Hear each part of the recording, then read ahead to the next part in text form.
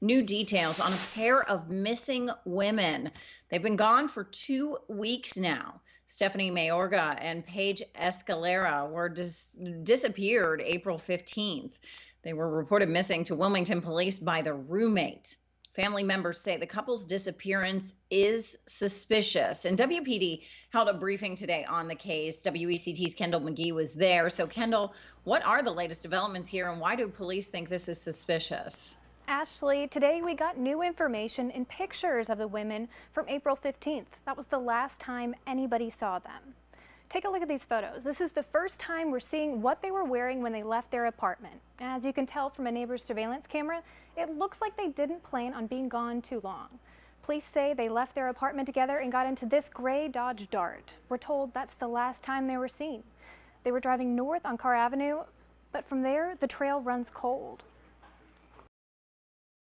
The car could also be in Spartanburg, South Carolina. We have no idea where they went. All the normal investigative techniques that we use to find where people have gone and find out their history and what their plans were aren't bearing out. This is unusual. To make the case even more unusual, they left many of their belongings at home and there are no signs of foul play in the apartment. WECT News app. He's saying that he crossed river and that he didn't make the turns, but he thinks he went straight through. Newly released 911 calls tonight shed possible light on what may have happened to a car registered to one of two missing women. A man called 911 on April 15th from Independence Boulevard. He said what he saw in his rearview mirror while driving away from that intersection was bad. Did the vehicle get in an accident? Listen, this is like really serious. It's a stop sign. The car didn't stop at stop signs and keep driving so fast. I was seeing it with my back mirror. I already was past the car, you know, and I was seeing with my back mirror. The car smashed the wall there, and I saw in my left mirror the car like disappear inside the tree. Police found a car in those trees Monday afternoon, 3 weeks after that call. A 2013 Dodge Dart registered to Paige Escalera, who, along with her fiancé, Stephanie Mayorga, disappeared the same night of April 15th. Police have to wait on an autopsy to know the identities of the two bodies found in the car. That breaking news tonight in a Wilmington police investigation, a possible tragic turn in the search for two missing women. Police Chief Donnie Williams confirms now two bodies were found in a car that the women were last seen driving. The car was found near the intersection of Independence Boulevard and River Road a short time ago. WECT's Kendall McGee on the scene there and has been out there for a few hours now, talking to investigators there and also staying in touch with those who were in the search party for these two women. So, Kendall, what are you hearing tonight? Yeah, Ashley, as you mentioned, Chief Donnie Williams confirmed that two bodies were found in a 2013 Dodge Dart. Now, that car was the car that Stephanie Mayorga and Paige Escalera were last seen driving away in back in April 15th. Now, they, of course, disappeared from their Carr Avenue apartment.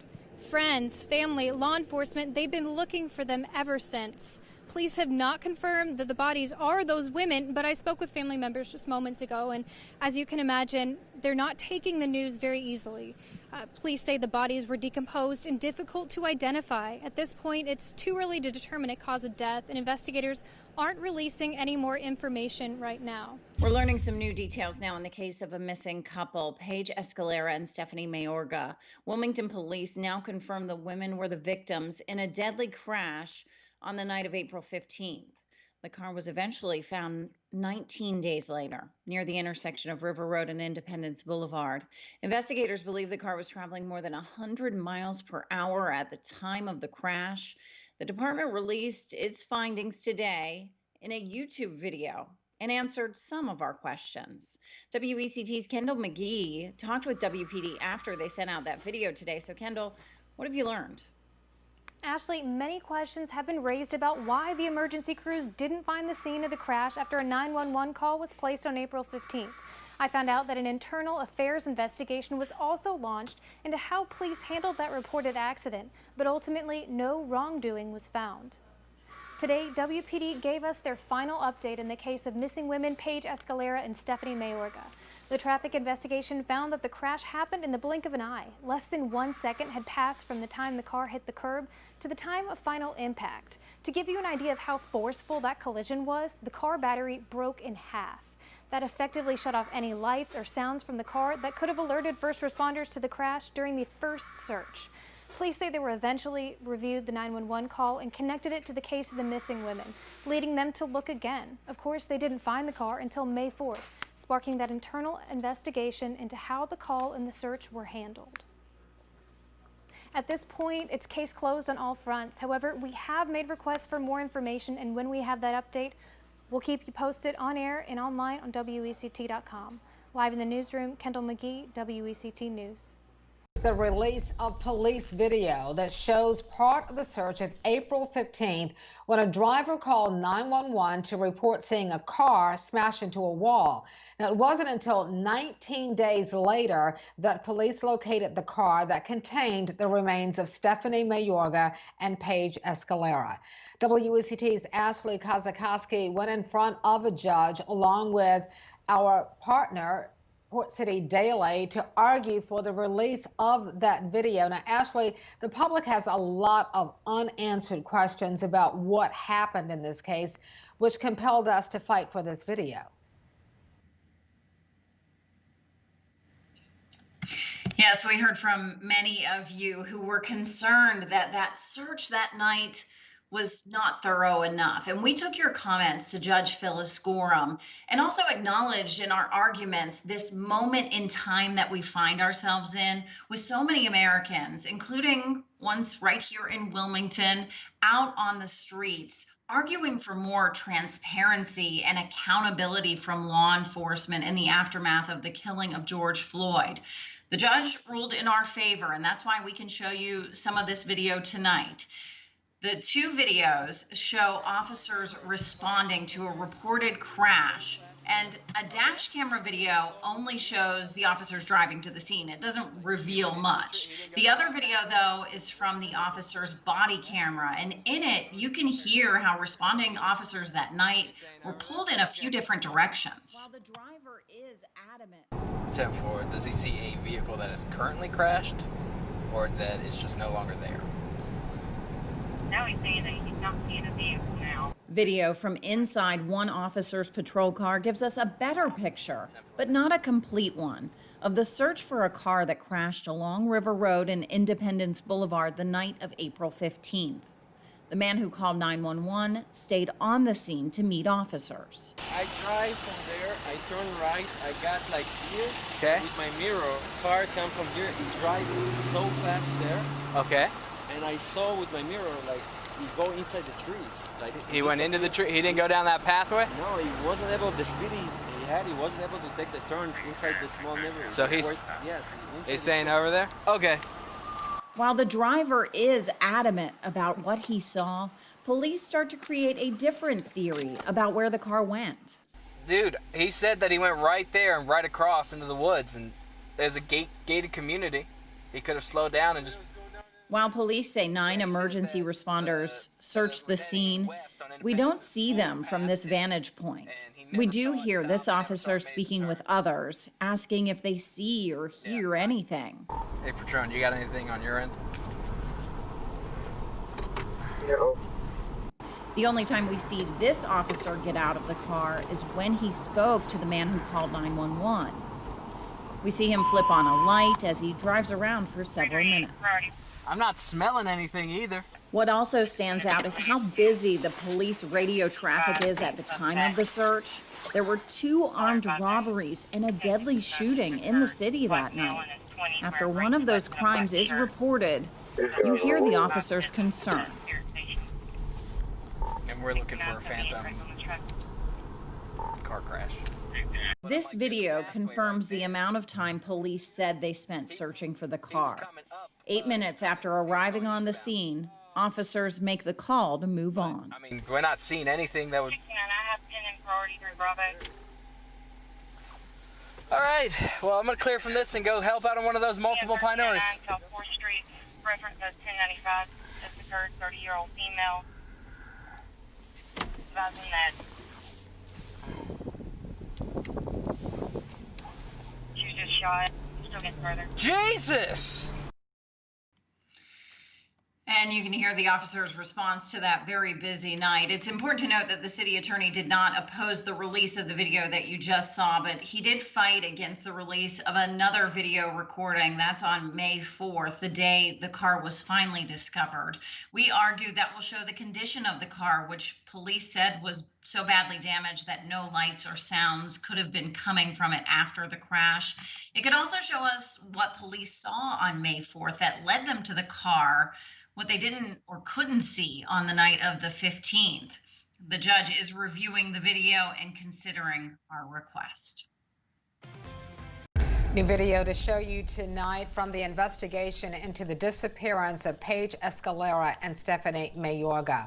The women went missing on April 15th. That same night, a driver called 911 saying he saw a speeding car disappear into some trees. And we first showed you the videos that a judge ordered released from the search that night.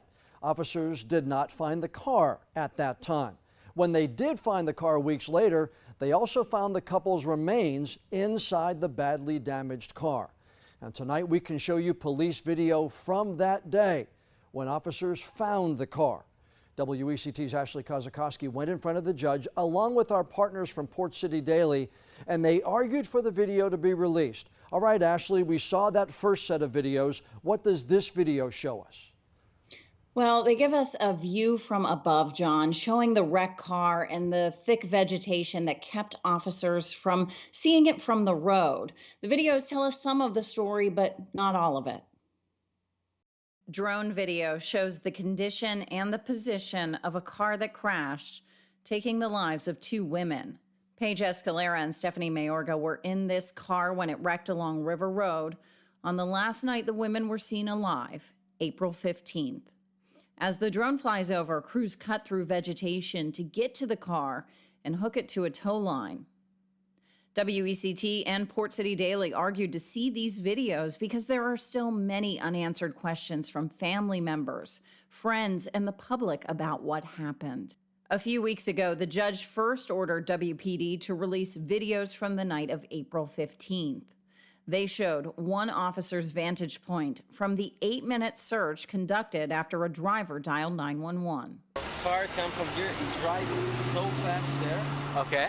And I saw with my mirror, like, he go inside the trees. Like he went into the tree, he didn't go down that pathway? No, he wasn't able, the speed he had, he wasn't able to take the turn. The videos revealed it was a hectic night for officers. There were 2 armed robberies and a deadly shooting. We're looking for a phantom car crash. Before making a decision on these tapes, the judge wanted to see them. Wilmington police were strongly against the release of this footage, but the judge ruled in our favor. Most of the footage is from the police drone showing the crash site, found 19 days after the wreck. The Dodge Dart was hidden in an area of thick vegetation, partially submerged in a swamp with only a small section of the roof visible from up above. You can see the entire roof of the car was visible when the drone flew over, a flyover that WPD conducted to document the condition of the scene.